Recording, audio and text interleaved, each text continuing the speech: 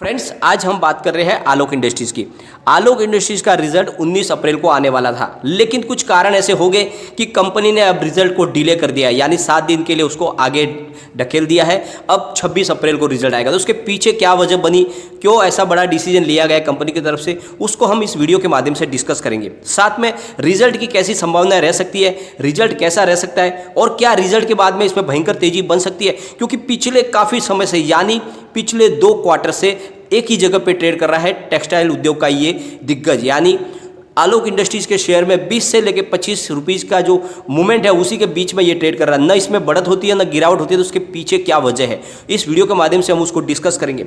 और ये कंपनी एक तरह से डूब चुकी थी और आपको पता ही है रिलायंस इंडस्ट्रीज और जेएम फाइनेंशियल ने इसको मिलकर वापस खड़ा किया है। उनकी होल्डिंग 75% की इसमें है कंपनी के अंदर, यानी पूरी मजबूत प्रोमोटर होल्डिंग है। उसके बावजूद भी शेयर में बढ़त क्यों नहीं हो रही है। और साथ में क्वार्टर 4 के दरमियान एफआईआई के और हमारे जो घरेलू निवेशक है, जो इसको हम इंस्टीट्यूशनल इन्वेस्टर बोलते हैं, उनकी तरफ से बहुत ही चौंकाने वाली उनकी होल्डिंग के अंदर बदलाव हुआ है। उसको भी हम डिस्कस करेंगे इस वीडियो के माध्यम से। तो सारी पॉजिटिव संभावना होने के बावजूद भी आलोक इंडस्ट्रीज के स्टॉक में तेजी क्यों नहीं बन पा रही है। और दूसरी बात, बहुत ही भारी वॉल्यूम के साथ में इसमें काम होता है, डिलीवरी बेस भी काम ज़्यादा होता है, फिर भी तेजी नहीं बन पा रही है। तो उसके पीछे एक बहुत बड़ा वजह है, उसको भी हम इस वीडियो के माध्यम से डिस्कस करेंगे। साथ में क्या इस समय निवेश किया जा सकता है आलोक इंडस्ट्रीज में, क्योंकि काफ़ी समय से स्टॉक एक ही जगह पे ट्रेड कर रहा है। और अगर निवेश करें तो उसके लिए हम क्या स्ट्रेटेजी अपना सकते हैं, क्या इसको हमें लॉन्ग टर्म के लिए होल्ड करना चाहिए या फिर हमें शॉर्ट टर्म में इसमें कमाई की संभावना बन रही है। और इस समय जब बाजार में भयंकर गिरावट की संभावना बन रही है, बाजार में बड़ी गिरावट कभी भी हो सकती है, उसके पीछे वजह है कोरोना का कहर। लगातार बहुत ही भयंकर मात्रा में पेशेंट बढ़ रहे हैं। तो क्या इस समय हमें फ्रेश पोजीशन हम बना सकते हैं क्या बाजार में। और सरकार की जो पीएलआई स्कीम घोषित की थी सरकार ने, उसका क्या फ़ायदा आलोक इंडस्ट्रीज़ को मिला है। और जैसे कि आपको पता ही है आलोक इंडस्ट्रीज एक्सपोर्ट का बिजनेस भी करती है, तो क्या उसको इस पीएलआई स्कीम का कुछ फ़ायदा मिला है। तो क्वार्टर 4 के दरमियान क्या उसमें कुछ झलक आने वाली है। तो सारी की सारी संभावना हम इस वीडियो के माध्यम से तलाशेंगे। साथ में जो पिछले दिनों उनका जो रिजल्ट था उसके ऊपर जो कंपनी का जो बड़ा लॉस था उसको कवर करने में ही प्रॉफिट जो है वो रुक गया था, लेकिन आगे संभावना क्या बन रही है, क्या प्रॉफिट कंपनी अब दिखा सकती है, अच्छा जानेंगे इस वीडियो के माध्यम से। लेकिन फ्रेंड, उससे पहले अगर आप पहली बार हमारे चैनल पे आए तो चैनल को सब्सक्राइब कर दीजिए, एक बेल आइकन दबा दीजिए ताकि जब भी नया वीडियो बने पहला नोटिफिकेशन आपको मिले। वीडियो पसंद आए तो लाइक शेयर जरूर कीजिए। चलो फ्रेंड, वीडियो स्टार्ट करते हैं। मैं हूँ आपका दोस्त एसबी दवे और हमारे अपने चैनल ऑनलाइन कमाई में आपका बहुत बहुत स्वागत है। फ्रेंड्स, सबसे पहले हम आलोक इंडस्ट्रीज़ की बात कर लेते हैं। स्टॉक ओपन हुआ 21.30 पर, हाई बनाई 21.85 की और लो में चला गया 20.95 के, और एंड में जो क्लोजिंग दी वो है 21.20 पर, करीब 1.85% डाउन पर क्लोजिंग आई है। वॉल्यूम की बात कर लेते हैं। बीएससी में 10,72,000 का वॉल्यूम हुआ, सामने 4,68,000 की डिलीवरी उठाएगी और डिलीवरी का परसेंटेज है 43.62%। बहुत ही शानदार डिलीवरी बेस काम हो रहा है। एनएससी की बात कर लेते हैं। 1,08,59,000 की वॉल्यूम हुई और सामने 34,84,000 की डिलीवरी उठाएगी और बहुत ही शानदार यहाँ पर भी डिलीवरी बेस काम हो रहा है। लगातार परफॉर्मेंस में अच्छा हो रहा है, लोग माल खरीद रहे हैं और इसकी जो शेयर होल्डिंग पैटर्न है उसमें भी चौंकाने वाले आंकड़े निकल कर आए, लेकिन उसके बावजूद भी प्राइस नहीं बढ़ पा रही है। एक बार हम इसके वॉल्यूम को एनालिसिस कर लेते हैं।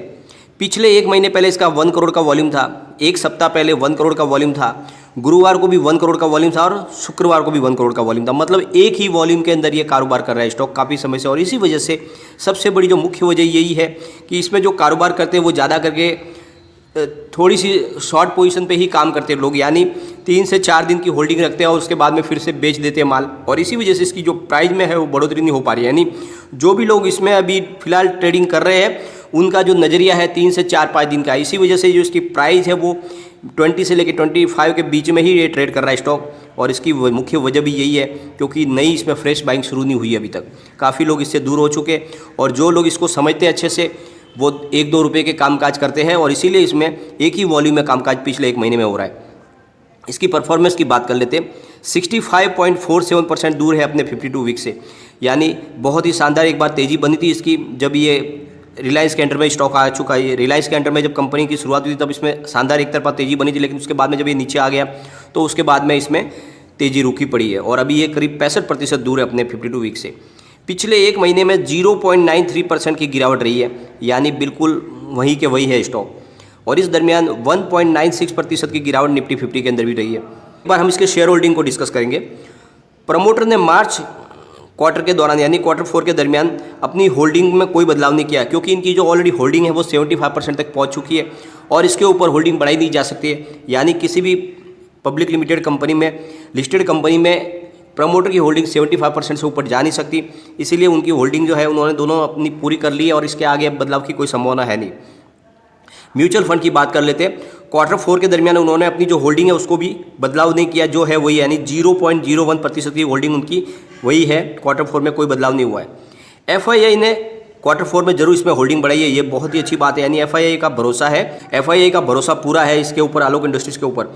उन्होंने अपनी होल्डिंग 0.9% से बढ़ाकर 0.11% कर दिया है। 0.2% उनकी होल्डिंग उनकी बढ़ चुकी है FI की, और FI की संख्या में भी काफ़ी अच्छी बढ़ोतरी हुई है। यानी जो पहले 19 थे Q3 के दरमियान, Q4 में वो 24 हो गए। तो FII का भरोसा लगातार बढ़ रहा है और इंस्टीट्यूशनल इन्वेस्टर ने भी अपनी होल्डिंग बढ़ाई है। पहले Q3 के दरमियान उनकी होल्डिंग 0.84% थी, उसको बढ़ा के उन्होंने 1.63% कर दिया। तो हमारे जो घरेलू बड़े फंड हाउस है उनका भी भरोसा पूरी तरह से आलोक इंडस्ट्री में बना हुआ है। साथ में FII भी अपनी होल्डिंग बढ़ा रही है। इसका मतलब यह है कि स्टॉक मजबूत है और आने वाले समय में ये कमाल कर सकता है। तो लॉन्ग टर्म का नजरिया रख के आप इसमें निवेश करके रखें, बहुत ही अच्छा आपको प्रॉफिट मिल सकता है, क्योंकि कंपनी अब रिजल्ट पॉजिटिव आने लगेगा, क्योंकि कारोबार लगातार अच्छा बन रहा है। और सबसे बड़ी बात, Q4 का रिजल्ट इसका 19 को डिक्लेयर होने वाला था, लेकिन वो डेट को पोस्टपोन कर दिया गया है। अब रिजल्ट डिक्लेयर होगा 26 अप्रैल को। और इसके पीछे जो वजह बनी है कि बहुत सारे जो मैनेजमेंट के जो मेंबर हैं उनको कोरोना पॉजिटिव पाए गए, और इस वजह से उन्होंने जो रिजल्ट डिक्लेयर करने के लिए जो मीटिंग बुलाई गई थी उसको अब डिले कर दिया गया है, क्योंकि इन्फेक्शन का खतरा है। और इस वजह से अब जो रिजल्ट है वो 26 अप्रैल को आएगा, ऐसी जानकारी दी गई है। और रिजल्ट इस बार पॉजिटिव रहने की संभावना है और वहाँ से कुछ इसमें मूवमेंट बढ़ सकता है। एक बार हम इसके टेक्निकल लेवल को भी चेक कर लेते हैं। तो डेली लेवल पर देखते हैं, मूविंग एवरेजेस बुलिश निकल के आ रहे हैं, टेक्निकल इंडिकेटर भी बुलिश है और मूविंग एवरेजेस क्रॉस ओवर भी न्यूट्रल है। इसका मतलब इसमें तेजी अब बन सकती है, संभावना बुलिश बन रही है। वीकली लेवल को देख लेते हैं। मूविंग एवरेजेस बुलिश है, टेक्निकल इंडिकेटर बेयरिश है और moving averages cross over bearish है। मतलब आने वाले सप्ताह में कुछ गिरावट की संभावना बन रही है वापस। मंथली लेवल की बात कर रहे थे, तो मूविंग एवरेजेस बुलिश है, टेक्निकल इंडिकेटर न्यूट्रल है और moving averages cross over bullish है। इसका मतलब आने वाले महीने के बाद में इसमें तेजी की संभावना बन रही है। यानी रिजल्ट डिक्लेयर होने के बाद इसकी जो प्राइस है इसमें बढ़ोतरी आराम से हो सकती है, ऐसी संभावना दिख रही है। लेकिन फिलहाल एक सप्ताह के लिए इसमें बड़ी तेजी की संभावना नहीं दिख रही है। अब जरा हम इसके पिवट लेवल को देखेंगे कि इसमें तेजी बनती है तो कहाँ तक दौड़ सकता है। तो जो गिरावट में ये कहाँ तक जाएगा, तो जो बड़ी गिरावट होती है अभी फिलहाल तो ये 20 के लेवल तक ये खड़ा है। स्टॉक 20 के लेवल पे वो अभी बहुत समय से मजबूती के साथ खड़ा है, लेकिन अगर गिरावट होती है तो पहला इसका सपोर्ट है वो है 18.53 का। स्टॉक अगर उससे भी नीचे गिरे तो फिर 16.92 तक जा सकता है। और तीसरा इसका जो सपोर्ट है वो है 14.58 का। तो बड़ी गिरावट में ये 14.5 के आसपास जा सकता है, लेकिन तेजी बनेगी तो कहाँ तक दौड़ेगा। तो जो पहला इसका टारगेट है वो है 22.48 का। स्टॉक अगर उससे भी आगे दौड़ेगा तो फिर जाएगा 24.82 तक, और अगर उससे आगे स्टॉक ज़्यादा तो तीसरा इसका टारगेट है वो है 26.43 का। तो एक प्रकार अभी ये रेंज में बना हुआ स्टॉक है। जैसे ही ये 25-26 के पार होगा तो इसमें भयंकर तेजी की संभावना बनेगी। तो इसमें आपका नजरिया सिर्फ लॉन्ग टर्म का रखें और इसमें आप निवेश करके बैठ जाए। इसमें आपको लॉस होने की कोई संभावना नहीं है। अगर आपका नजरिया 1 से 2 साल का होगा तो आपको बहुत ही अच्छा मल्टी बैगर रिटर्न इसमें मिल सकता है, परंतु थोड़ा सा नजरिया आपको लंबा रखना होगा।